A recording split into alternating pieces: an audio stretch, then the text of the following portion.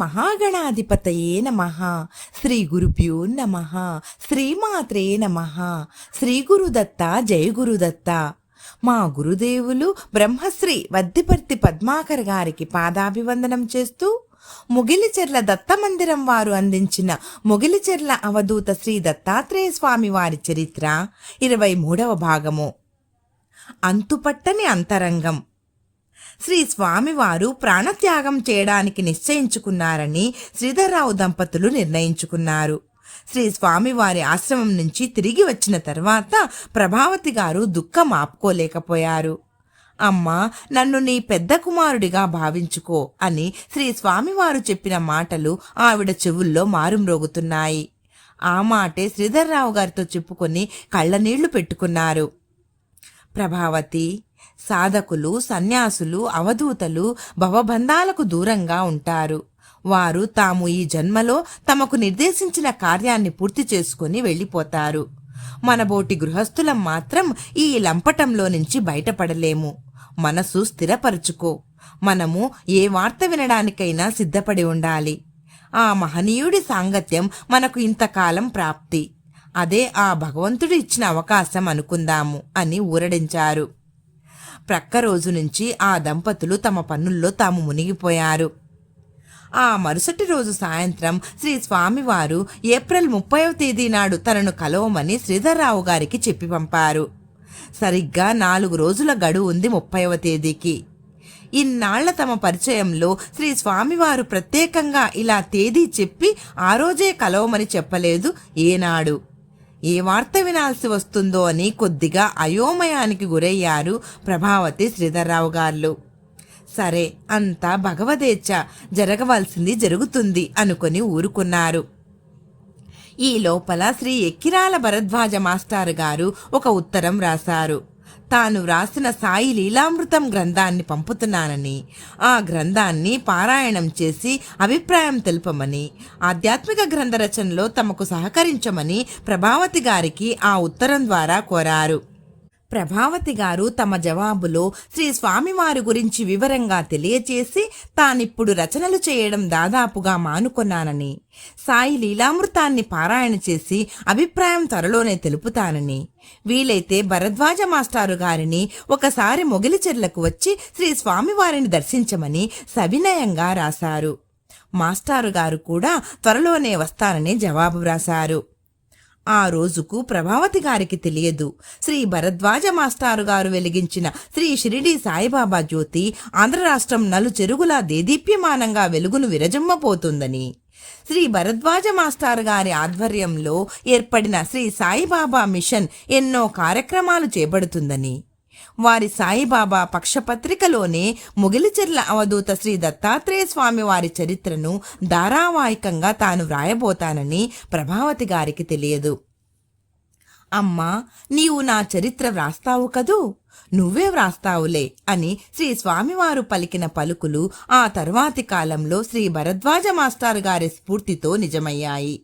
తెలుగు ప్రజలకు అవధూతల చరిత్రలను పరిచయం చేసిన శ్రీ భరద్వాజ మాస్టారు గారికి మనం ఎంతగా రుణపడి ఉన్నాము.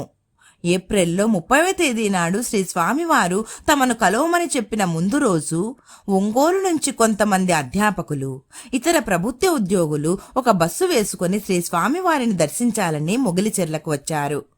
ముందుగా తెలుపకుండా ఉన్న పలాన వచ్చేస్తే ఎలా అని శ్రీధర్రావు గారు వాళ్లను సున్నితంగా అడిగి శ్రీ స్వామివారు ఎవ్వరినీ కలవద్దని చెప్పిన వైనం వాళ్లకు తెలియచేశారు. వాళ్లందరూ ముక్తకంఠంతో, ఇంత దూరం వచ్చాము, అక్కడి దాకా వెళదాము, మా ప్రాప్తం ఎలా ఉంటే అలా జరుగుతుంది అన్నారు. శ్రీధర్రావు గారు సరేనని చెప్పి అదే బస్సులో వాళ్లతో పాటు ఆశ్రమానికి వెళ్లారు. ఆశ్రమం బయట ప్రధాన ద్వారానికి కొద్ది దూరంలో శ్రీ స్వామివారు నిలబడి ఉన్నారు. పాదుకలు ధరించి దండ కమండలాలు చేతబూని అచ్చం మహర్షిలా గోచరించారు. వచ్చిన వారందరూ బస్సు దిగి శ్రీ స్వామివారిని చూసి చేతులు జోడించి దగ్గరకు వచ్చి పాదాలకు నమస్కారం చేయబోయారు. పాద నమస్కారాలు వద్దని సైగ ద్వారా వారించి కొద్ది నిమిషాల పాటు నిలబడి కళ్లతోనే తాను వెళుతున్నట్లుగా సంకేతమిచ్చి ఆశ్రమంలోనికి వెళ్లిపోయారు. మళ్లీ అందరూ బస్సు ఎక్కి శ్రీధర్రావు గారిని వారింటి వద్ద దింపుతూ, మాకింతే ప్రాప్తం, మహనీయుడి దర్శనానికి నోచుకున్నాము, వాక్కు వినలేకపోయాము అన్నారు. శ్రీధర్రావు గారు చిరునవ్వు నవ్వి వారికి వీడ్కోలు చెప్పి పంపారు. శ్రీధర్రావు గారికి ఎంత ఆలోచించినా అర్థం కాని విషయం ఏమిటంటే, శ్రీ స్వామివారు సరిగ్గా వాళ్లు వచ్చే సమయానికి ఆశ్రమం బయటకు వచ్చి నిల్చుని ఉన్నారే, ఆయనకు ముందుగా వీరందరూ వస్తున్న సంగతి తెలియదు కదా. అదే సాధకుడికి సంసారికి ఉన్న తేడా. అవధూతుల అంతరంగాన్ని అంచనా వేయడం కష్టతరం. సర్వం శ్రీ దత్తకృప. ఏప్రిల్ 30వ తేదీ 1976వ సంవత్సరం. శ్రీ స్వామివారు ఏప్రిల్ 30వ తేదీ నాడు తనను కలవమని శ్రీధర్రావు దంపతులకు చెప్పి పంపారు. ఆ రోజు ఉదయం శ్రీధర్రావు ప్రభావతి గార్లతో పాటు వారి రెండవ కుమారుడు ప్రసాద్ కూడా ఆశ్రమానికి వెళ్లాడు. కొద్దిసేపు బయట వేచి ఉండగానే శ్రీ స్వామివారు తలుపు తీసుకుని బయటకు వచ్చారు. వీళ్లను చూడగానే నవ్వి, వచ్చారా అన్నారు. కొద్ది దూరంలో నిల్చుని ఉన్న ప్రసాద్ దగ్గరికి వెళ్లి ముఖంలో ముఖం పెట్టి, ఎవరు ప్రసాదా అన్నారు. అవును స్వామి అన్నాడతను. చూశావా, నిన్ను దగ్గరగా చూస్తే గాని పోల్చుకోలేకుండా ఉన్నాను. చూపు కూడా మందగించింది. మీ అమ్మా నాన్నలకు చెప్పరాదు, స్వామివారికి చూపు కూడా కనబడటం లేదు. ఇక ఆయన్ను సజీవ సమాధి చేయమని అన్నారు పెద్దగా నవ్వుతూ. మీరు మాట్లాడుకోండి స్వామి ఆ విషయాలు అన్నాడు ప్రసాద్. శ్రీ స్వామివారు వెనక్కు వచ్చి శ్రీధర్రావు ప్రభావతి గార్లకు కూర్చోమని చెప్పి తాను వారికి ఎదురుగ్గా పద్మాసనం వేసు కూర్చున్నారు. అప్పుడు ఆ దంపతులు గమనించారు, శ్రీ స్వామివారి 2 తొడల మీద అరచెయ్యంత మేర చర్మం కమ్మిలి లేచిపోయి పుండులాగా ఎర్రగా కనబడుతోంది. ఏంది స్వామి ఆ పుండు అని అడిగారు శ్రీధర్రావు గారు. ఇది సిద్ధాసనం వేసి వేసి ఇలా పుండులాగా మారిపోయింది, అదేం చేస్తుంది అన్నారు అరచేతితో అక్కడ తడుతూ. భరించడానికి కొద్దిగా ఇబ్బందిగా ఉన్నా సరే స్వామివారు పట్టించుకునే స్థితిలో లేరు. ఆయన దృష్టిలో అది సమస్యే కాదన్నట్లు ఉన్నారు. ఈరోజు వైశాఖ మాసం పాడ్యమి శుక్రవారం. ఇక నేరుగా విషయంలోకి వస్తాను. త్వరలో నేనీ దేహాన్ని వదిలివేస్తాను. మీతో చాలాసార్లు ముచ్చటించి ఉన్నాను. ఇక నా సజీవ సమాధి కూడా జరగదు. ప్రత్యామ్నాయ పద్ధతి నేనే చూసుకోవాలి. ఇంతకాలం చేసిన తపోసాధన ఒక కొలిక్కి వచ్చింది. మళ్ళీ మళ్ళీ చెబుతున్నాను, ఇది క్షేత్రంగా మారుతుంది.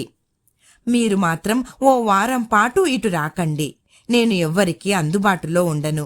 ఇప్పటిదాకా నేను చేసిన సాధన అంతా ముగింపుకు వచ్చే సమయంలో అవరోధం ఉండకూడదు అన్నారు. దంపతులిద్దరూ సరేనన్నట్లు తలూపారు. శ్రీ స్వామివారు నిశ్చలంగా కొద్దిసేపు అక్కడే కూర్చుని, ఇక మీరు బయలుదేరండి, మళ్ళీ వారం తర్వాత కలుద్దాము అన్నారు.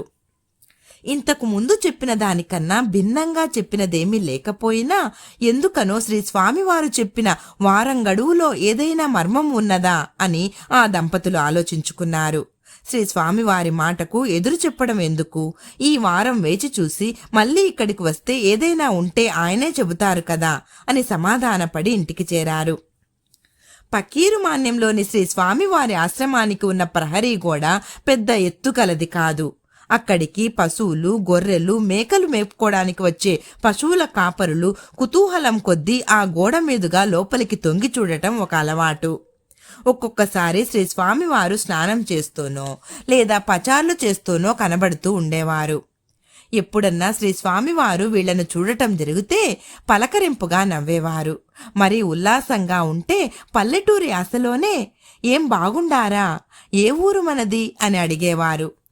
కొన్ని నిమిషాల పాటు వాళ్లతో ముచ్చటించి లోపలికి వెళ్లేవారు. వాళ్లకు పట్టరాని ఆనందంగా ఉండేది. 1976వ సంవత్సరం మే నెల 1వ తేదీ నుంచి పశువుల కాపర్లకు కూడా శ్రీ స్వామివారి దర్శనం కలగలేదు. ఒక్కసారి మాత్రం శ్రీ స్వామివారు బావి వద్దకు వచ్చి స్నానం చేసి వెళ్లారు. అయితే ఎవ్వరికీ ఆ తర్వాత కనబడలేదు. ఆశ్రమం ప్రధాన గదిలోని నేలమాలిగలోనే తీవ్ర సాధనలో మునిగిపోయారు. శ్రీధర్రావు ప్రభావతి గార్లకు ఆ వారం రోజుల పాటు ఇంటి పనులతో సరిపోయింది. నిరంతరం శ్రీ స్వామివారి ఆలోచనలో ఉండే ఆ దంపతులు చిత్రంగా లౌకిక వ్యవహారాలకు పరిమితమయ్యారు. వాళ్లకు మళ్లీ శ్రీ స్వామివారి గురించి వచ్చిన వార్త మే నెల 6వ తేదీ నాడే. సర్వం శ్రీ దత్తకృప. ఆత్మత్యాగం. ఒక వారం రోజుల పాటు ఎవ్వరినీ ఆశ్రమానికి రావద్దన్న శ్రీ స్వామివారు కఠోర సాధనలో పూర్తిగా లీనమైపోయారు. ప్రధాన గదిలో గల నేలమాలిగలోనే తపస్సు కొనసాగించారు. 1976 మే నెల 6వ తేదీ నాటి ఉదయం 9 గంటల వేళ గొర్రెలు కాచుకునే ఎరుకలయ్య అనే మొగిలిచెర్ల గ్రామానికి చెందిన వ్యక్తి కుతూహలం కొద్దీ ప్రహరీ గోడ మీదుగా ఆశ్రమంలోకి తొంగి చూశాడు. ఆశ్రమ వరండా ముందు ఉన్న పందిరి కింద శ్రీ స్వామివారు పద్మాసనం వేసుకొని నిటారుగా కూర్చొని ధ్యానంలో ఉన్నారు. అలా ధ్యాన ముద్రలో ఆరుబయట శ్రీ స్వామివారు ఎన్నడూ కూర్చోలేదు. ఎరుకలయ్య కొద్దిసేపు అక్కడే తచ్చాడి మళ్లీ చూశాడు. శ్రీ స్వామివారు అదే స్థితిలో అలానే కూర్చుని ఉన్నారు. ఈ రోజు స్వామి బయట తపస్సు చేసుకుంటున్నాడేమో అనుకొని ఎరుకలయ్య తన పనిలో తానుండిపోయాడు. కాని మధ్యాహ్నం 1 గంటప్పుడు ఎరుకలయ్య మళ్లీ చూశాడు. ఈసారి శ్రీ స్వామివారి దేహం ప్రక్కకు ఒరిగి ఉన్నది. ఎరుకలయ్యకు ఎందుకో అనుమానం వచ్చింది.